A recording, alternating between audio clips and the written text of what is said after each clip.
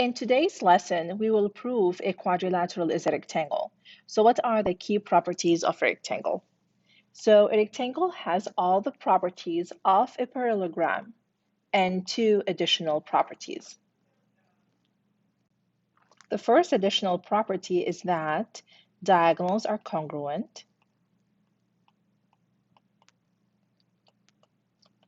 So in a rectangle, diagonals don't only bisect each other, they're also congruent. So all of those four parts are equal to each other. And number two, a rectangle has all right angles. So if you have a parallelogram and you have just like, you can prove only one right angle, that is enough because then all the others will be right angles. So two additional properties for a rectangle. So if I look at number one, find the value of x that makes the parallelogram a rectangle. So they're telling me that LMNO is a rectangle. That means that this is going to be a 90-degree angle. So I can simply set up 5x plus 15 equals to 90. Then 5x, you have to subtract 15 from both sides. So 5x is equal to 75. And if you divide both sides by 5, you will get x is equal to 15. Now let's move on to number two. Now diagonals bisect each other. So I want you to note that in number one, this is an angle, so that's why there was the degree symbol. Over here, we don't have a degree symbol for 2x plus 4 and 4x, so this is a length of a segment. In this case, BE is 2x plus 4, and EC is 4x. And remember, in a rectangle, all diagonals are equal, and they bisect each other because it's also a parallelogram. So all the parts of the diagonal are equal to each other. So I can simply set up 2x plus 4 is equal to 4x. I can solve for x by isolating it and subtracting it 2x from both sides. So 2x is equal to 4. If you divide both sides by 2, so x is equal to 2. So this is how I can use the properties of a rectangle to help me solve for x. So use the diagram below of quadrilateral ABCD. So if I look at ABCD, I can see that opposite sides are parallel, which means that ABCD is a parallelogram.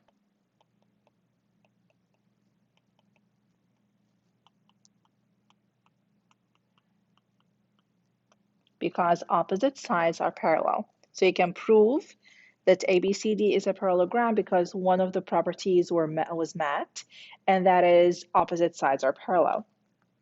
Now, what additional information about diagonals would allow you to prove that the quadrilateral is a rectangle?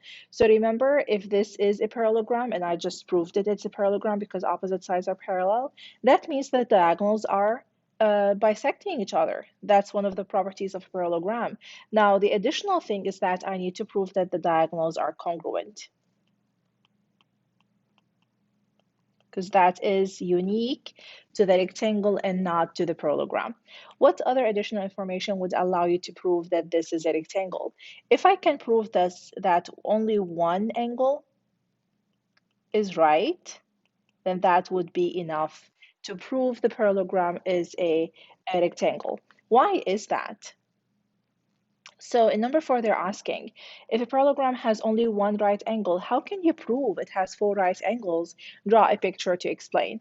So if I have a parallelogram and I only have, or if I only know that one angle is right. Now remember, in a parallelogram, opposite angles are congruent. So if this is 90, then the angle opposite to it is also 90. I also know that consecutive angles are supplementary. So if this is 90, then this would also be 90. So 90 plus 90 is 180. Then the angle opposite to it would also be 90. So this is how you can prove it, by knowing two facts about a parallelogram, two properties. Opposite angles are congruent and consecutive angles are supplementary. So one angle being right is enough for me to prove that this parallelogram is a rectangle. So if I want to prove a parallelogram is a rectangle, first of all, I have to either prove that the diagonals are congruent or one angle is right. So one of those are sufficient. So let's move on to number 5. The vertices of a parallelogram are the following. So they already told me that M and PQ is a parallelogram. So let me sketch it. So M is 4, 8. So that's M. N is 7, 2. And P is 3, 0. And Q is 0, 6.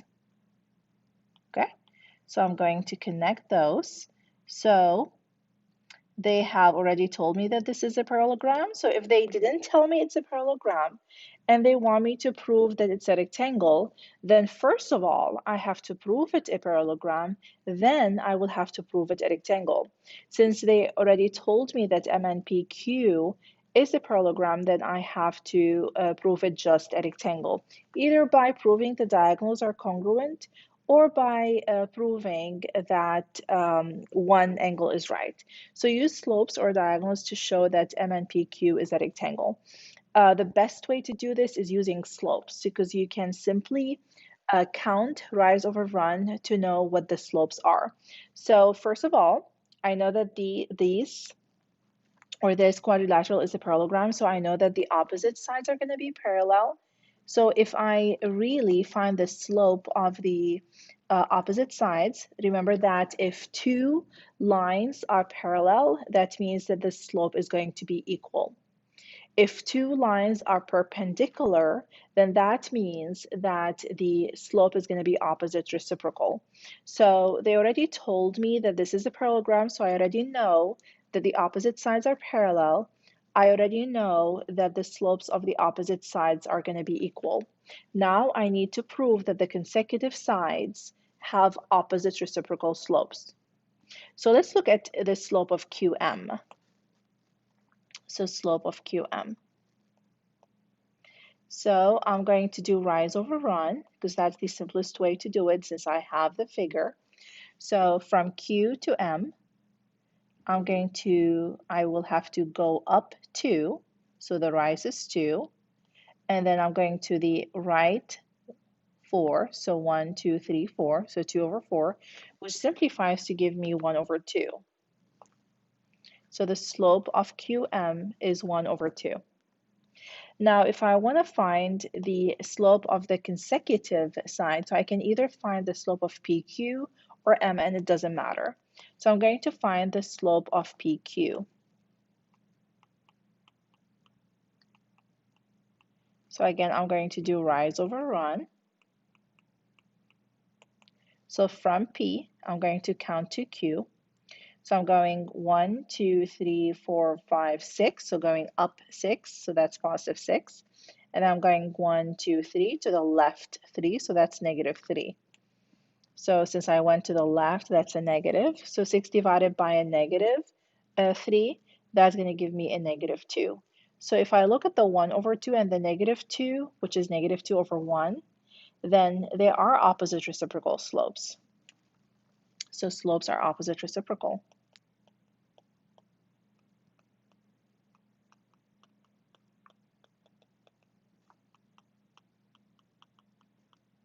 Which means that QM is perpendicular to PQ. And if they are perpendicular, then by definition, angle Q is going to be equal to 90. So by proving that the corner or angle Q is 90 degrees, that is enough for me to prove that this is a parallelogram. So remember, what I did is I proved that one angle is a right angle, so this makes this quadrilateral a rectangle. So let me write it down.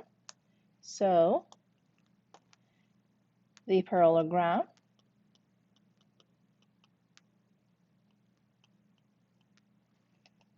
MNPQ has one right angle.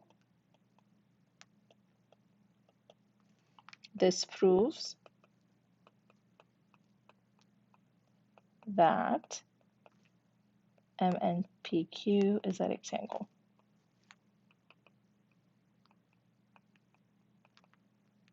Now this is what I did using the slopes. Now if you want to use the diagonal, what you can do is you can find the distance or the length of QN by using the distance formula, and the length of PM also using the distance formula, and you will find out that the length of QN and the length of PM, they're congruent by using the distance formula. So the distance formula is, if you prefer using the second method, is the square root of x2 minus x1 squared plus y2 minus y1 squared. So this is the second method using the diagonal. So you don't have to do both of them. You can choose which method to use. So this is the first method using the slopes. So if you can find the slope of the consecutive sides to be opposite reciprocal, then that proves that you have one right angle. So that's enough to prove it a rectangle. However, you might prefer to use distance formula. So we're going to use the second method. So Q and N, so this is the first diagonal.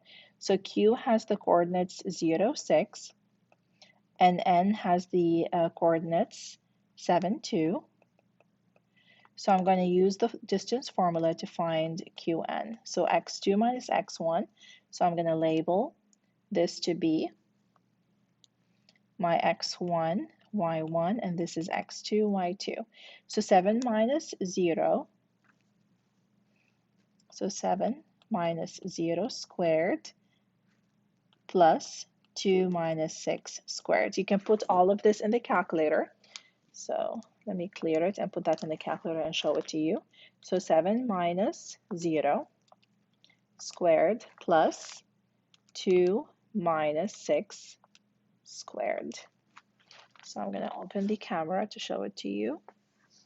So this is how you plug it in.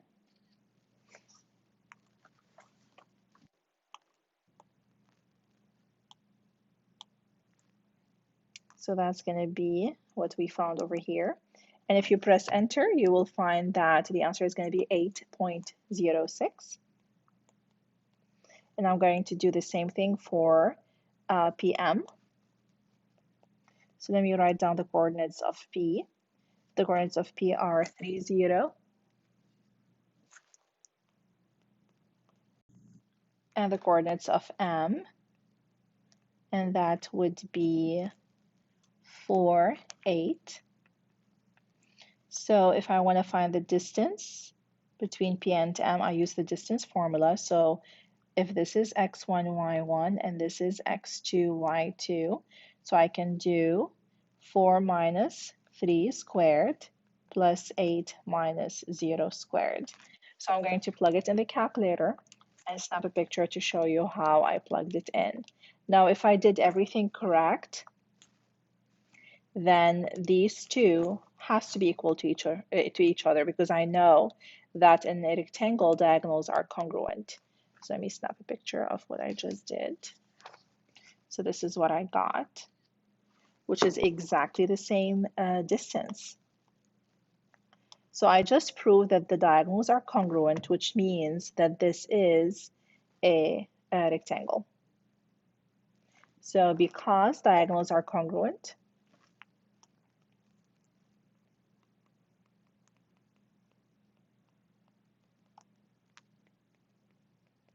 the parallelogram PMNPQ is a rectangle. So again, you don't have to do both methods. You can do either one. You can either prove that the slope of the consecutive sides are opposite reciprocal, which means that they create a right angle, which means that these are perpendicular. So one right angle is enough. Or you can use the diagonals by finding the distance between QN, so the length of QN and the length of PM, and they have to be congruent. So these are the two methods that you can use to prove that QMNP is a rectangle. So if you choose the second method, you can say that a parallelogram MNPQ has congruent diagonals. This proves that MNPQ is a rectangle.